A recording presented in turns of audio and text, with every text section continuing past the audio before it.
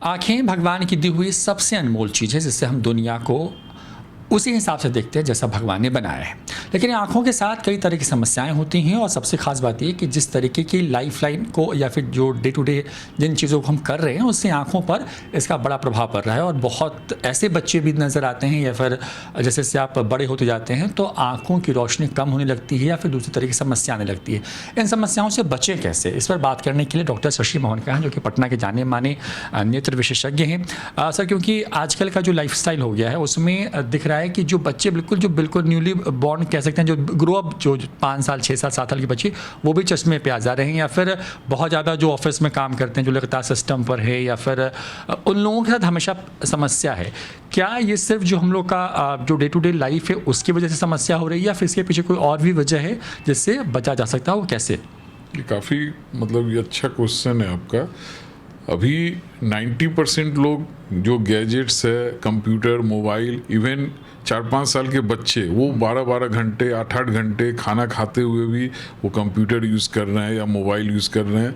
और जो आजकल पूरा कंप्यूटराइज वर्ल्ड ही हो गया है, तो सब लोग स्मार्टफोन, और इसके हो क्या रही है कि जब हम लोग एक दूसरे को बात करते हैं तो उस समय में हमारी आंख जो है 16 से 18 या 20 बार ब्लिंक करती है। लेकिन जैसे ही हम स्मार्टफोन या कंप्यूटर पे आते हैं तो वो आंख खुली रह जाती है, और 6 से 8 बार ही हम ब्लिंक कर पाते हैं। उसके कारण सारा रेज और ड्राइनेस वगैरह काफ़ी कॉमन हो गई है। इवन आजकल जब से लॉकडाउन हुआ है तो सब बच्चे 10 घंटे 12 घंटे यूज़ कर रहे हैं कंप्यूटर। तो कंप्यूटर या स्मार्टफोन ज़्यादा यूज़ करने से ऐसा नहीं है कि उसको चश्मा लग जाएगा। चश्मा का थ्योरी अलग है, किसी की आंख थोड़ी बड़ी है या छोटी है, या कॉर्निया थोड़ा सा डिस्टॉर्टेड है, तो आपको एस्टिग्मेटिज्म के कारण जो है चश्मा लग सकता है। लेकिन अदर बीमारी हो सकती है, लाइक ड्राइनेस काफ़ी कॉमन हो गया है। अभी हम लोग बच्चे सब जितने भी आ रहे हैं तो चश्मा तो लगा रहे हैं, या नहीं भी लगाए, थोड़ा बहुत पावर भी है, लेकिन ज़्यादातर बच्चों का कंप्लेन है कि मेरे को जलन होती है। तो जलन का कारण यही है कि ज़्यादा देर तक यूज़ कर रहे हैं।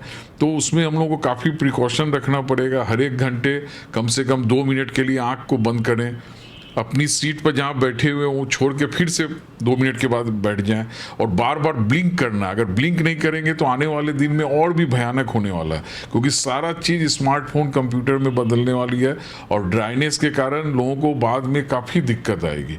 तो अभी से अगर हम लोग प्रिकॉशन नहीं लेंगे तो आने वाले दिन में ड्राइनेस की लग रहा है कि एक तरह से वो एपिडेमिक टाइप का ही होगा, कि सब लोग को टीयर सब्स्टिट्यूट्स वगैरह यूज़ करना पड़ रहा है, और कंप्यूटर चूँकि जॉब में है तो वो छोड़ भी नहीं सकते हैं। तो ये सब कारण काफ़ी आ रही है। तो खान पान भी एक फैक्टर है सर? खान पान तो बहुत ज़्यादा रोल नहीं है, बट मेनली है क्या कि ज़्यादा कंटिन्यूअस काम नहीं करें। हर हालत में पेरेंट्स को भी चाहिए कि एक ब्रेक दें।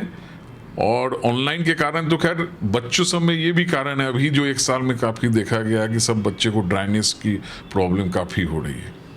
सर, क्योंकि जैसा आप कह रहे हैं, लेकिन लोगों को कब समझना चाहिए कि उनको डॉक्टर के पास आना है? चाहे वो बच्चे हों या फिर एडल्ट हों, कि उनको ये कब समझ में बात, या क्या कुछ सिम्टम्स ऐसे नज़र आने लगते हैं कि उनको डॉक्टर के पास अब जाना चाहिए, और अगर इसके बाद वो डिले करते हैं तो समस्याएं बढ़ सकती हैं?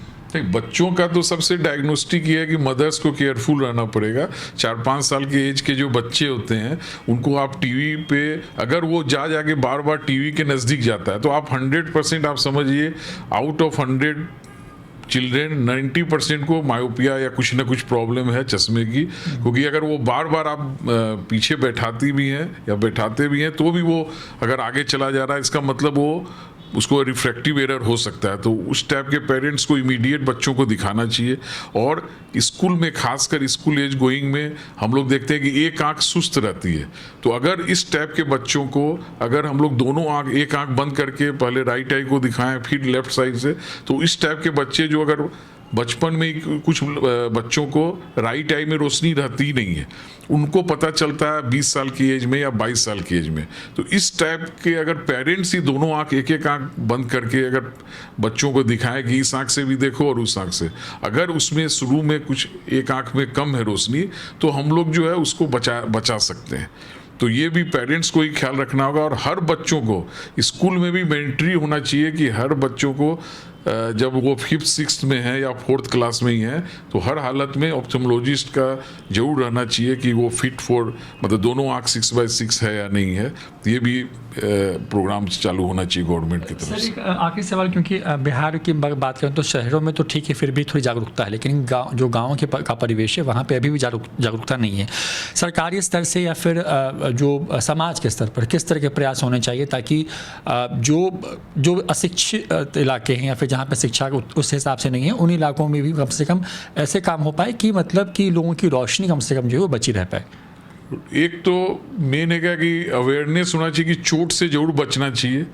तो ये बहुत इंपॉर्टेंट है, खासकर अगर दिवाली का मौका है तो उसमें एक अवेयरनेस गवर्नमेंट की तरफ से होना चाहिए, क्योंकि बहुत बच्चे 2 दिन के बाद दिवाली के नेक्स्ट डे आते हैं जिनकी आंख पटाखे के कारण खराब हो जाती है। तो अगर वो प्रोटेक्टिव ग्लास लगाएं गांव में या देहात टाउन में भी, तो उससे बचा जा सकता है, आंख को बचाया जा सकता है कम से कम।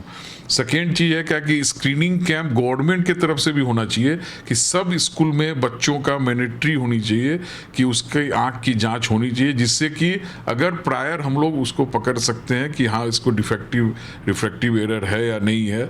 तो ये इस टाइप का प्रोग्राम भी चलाना चाहिए सब स्कूल सब में। और अगर डायबिटिक पेशेंट्स है तो उनका भी एक अवेयरनेस प्रोग्राम होना चाहिए कि उनको आंखों की रोशनी जा सकती है, तो उनके हो सकता है कि टाउन जो यहाँ से शहर से ही कुछ डॉक्टर जाएं और उनका स्क्रीनिंग करें कि उसको रेटिना वगैरह या पर्दे में कुछ खराबी अगर है तो वहाँ का ट्रीटमेंट होना चाहिए।